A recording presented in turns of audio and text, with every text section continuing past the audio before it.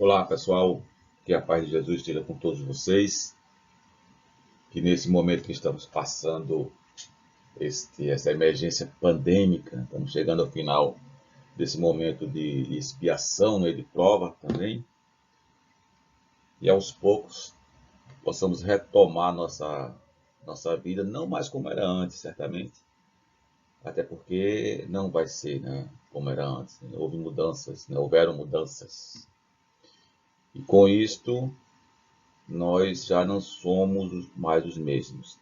Outros pensamentos, outros comportamentos, outras atitudes, e por isso mesmo que ainda, já nesse restício, né, finalzinho aí da pandemia, ainda estou fazendo a gravação, né? Mas logo, logo, em breve, estaremos fazendo palestra presencial e, com a graça de Deus, vida que segue. Peço a Jesus que nos abençoe nesse instante, que tenhamos, neste tema de hoje, uma compreensão ainda melhor, né, do que tínhamos antes e assim sucessivamente. Vamos falar sobre a regra de ouro, ou a regra áurea, né, do item 41 que está no livro Caminho, Verdade e Vida, de Chico Xavier. Vamos trazer alguns pontos que vocês já conhecem, certamente, mas vamos relembrá-los, trazer alguns outros pontos que talvez vocês ainda não conheçam, e vamos ter uma ideia mais ampla de como esta regra áurea, né, a regra de ouro, ela é colocada em todos os níveis de entendimento, não só no sentido da religião, né, mas da economia também, né, da política também. Existem algumas regras áureas, que são aquelas regras que não podem ser mexidas, que não podem ser alteradas. E no caso da religião, ela é interessante pelo fato do que ela vai tratar de uma questão da ética da reciprocidade. Ela vai tratar aí uma questão de você fazer aos outros aquilo que gostaria que lhe fosse feito do mesmo jeito, né? E a máxima desta regra áurea está na fala de Jesus, né?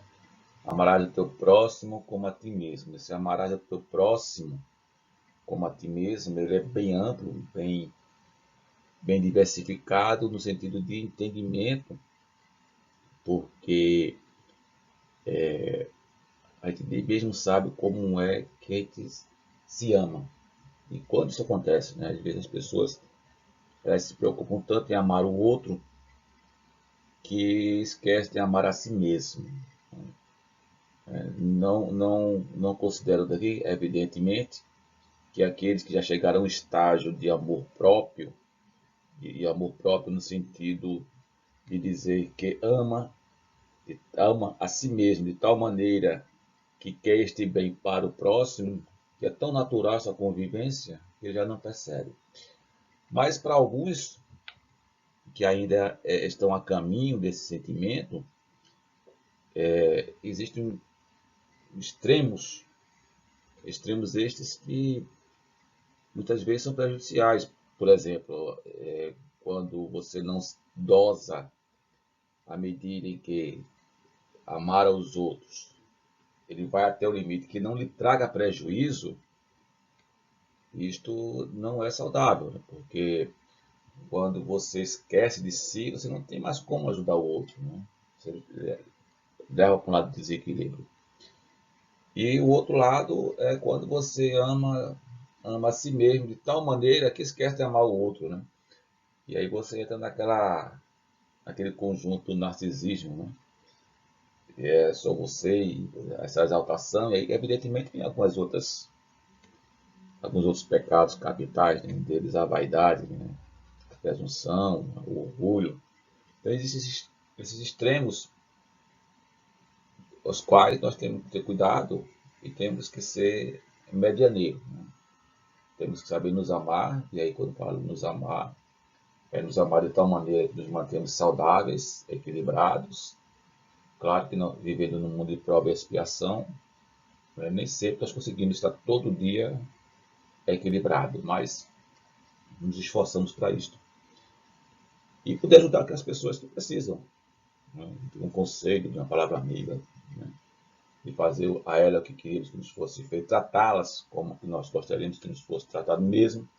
Na maioria das vezes isso não aconteça, mas essa é a regra áurea, né? E isto é importante porque esta regra áurea ela não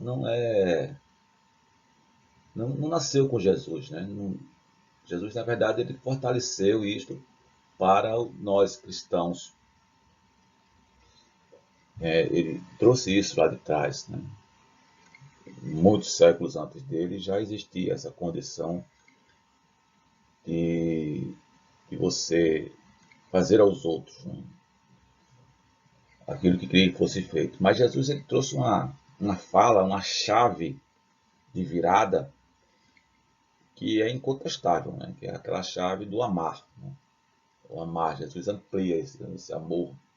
Ele sai do apenas fazer aos outros, porque isso pode gerar a questão, ou pode dar a ideia de questão que eu vou fazer a ele, que eu queria que ele me fizesse, e este retorno me fizesse, ele soasse como algo que você está devendo.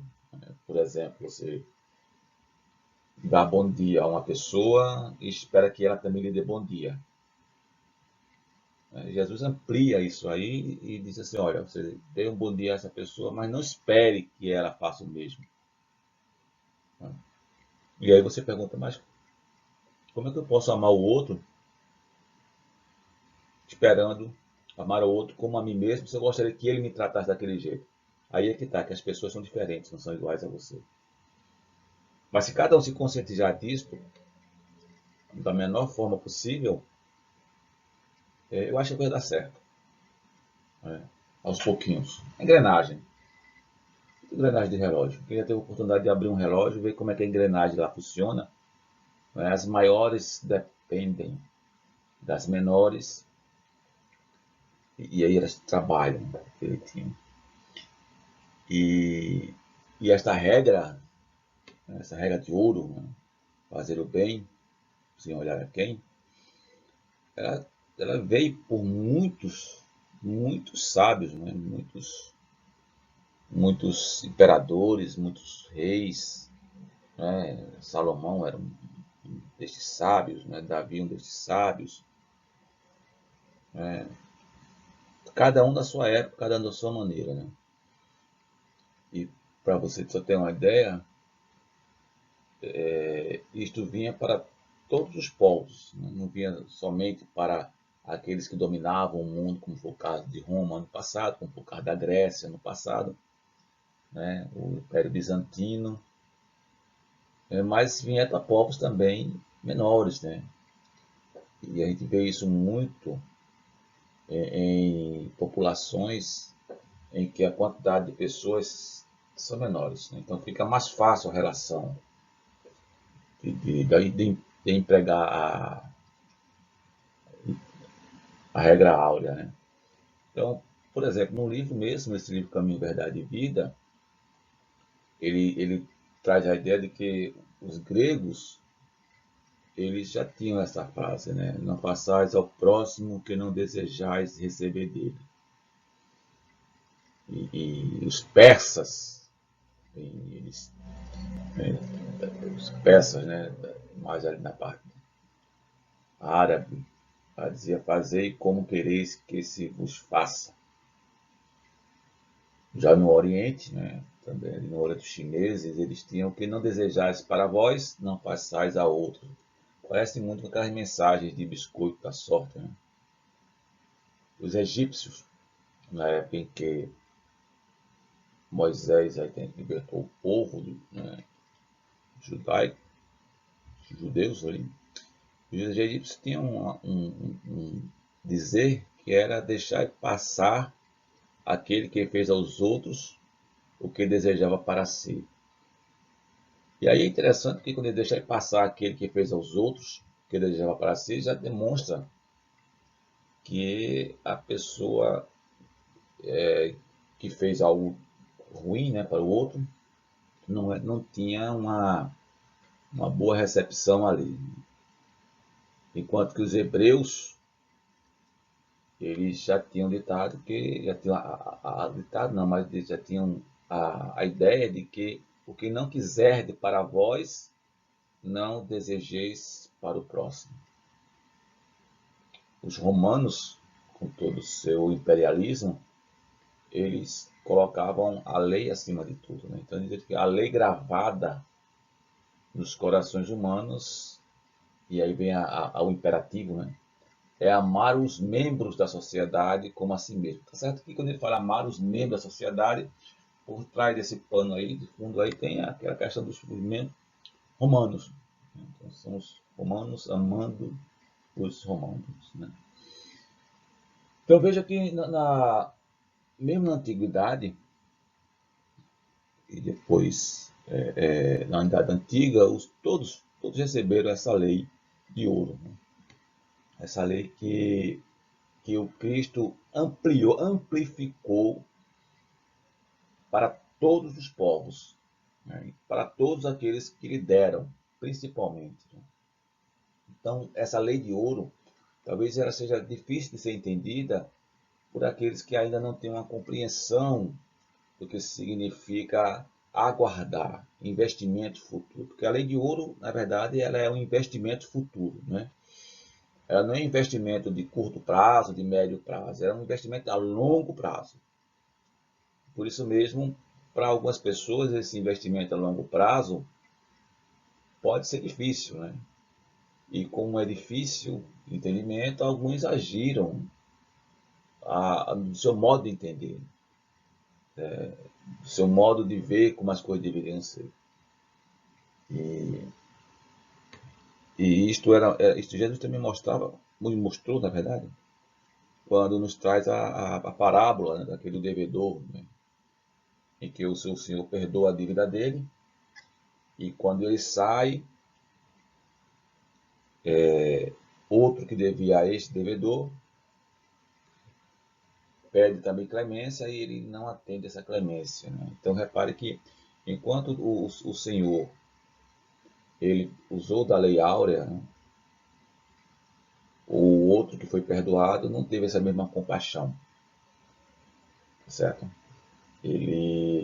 Alguns chamam da lei da prata, né? Não fazer, é a lei da prata. Né? Mas na fala de Jesus, tem algo muito mais forte, né? Que é a exemplificação. Jesus não só falou da importância, né, da lei de ouro, mas ele exemplificou. Isto é igual uma tatuagem, né? Isso marca. E por mais que você tente tirar essa tatuagem, e até você pode conseguir tirar essa tatuagem da tua pele, mas está tatuada na tua consciência. Porque um dia ali houve uma tatuagem. E aquela tatuagem representou naquela época que você fez determinado sentimento. Então esse exemplo de Jesus, ele tatuou em nossa alma essa virtude, certo? Essa virtude de trabalho, de abnegação, essa virtude de amor, essa virtude de abrir os olhos da humanidade.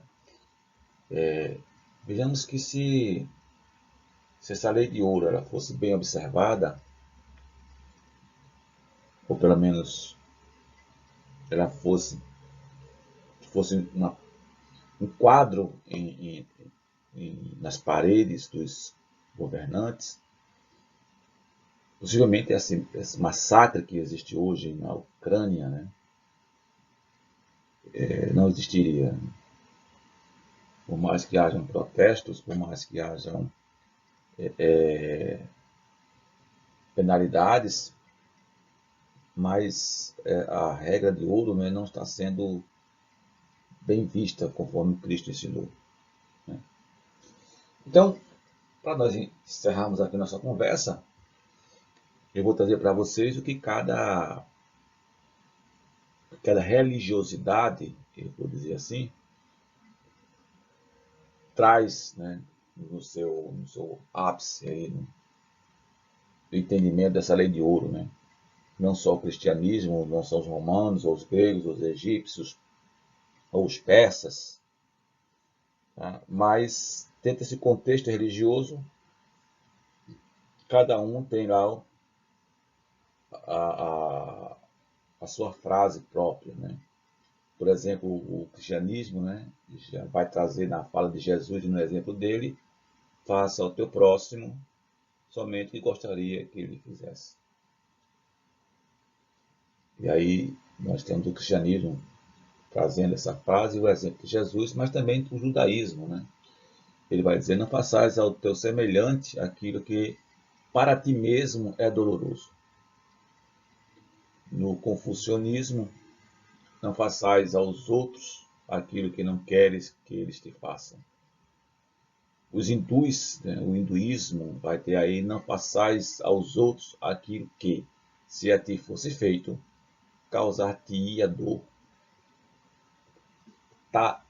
O taoísmo considera o lucro do teu vizinho como teu próprio, e o seu prejuízo como se também fosse teu. O zoroastrismo vai dizer que a natureza só é amiga quando não fazemos aos outros que não seja bom para nós mesmos. É a lei do retorno.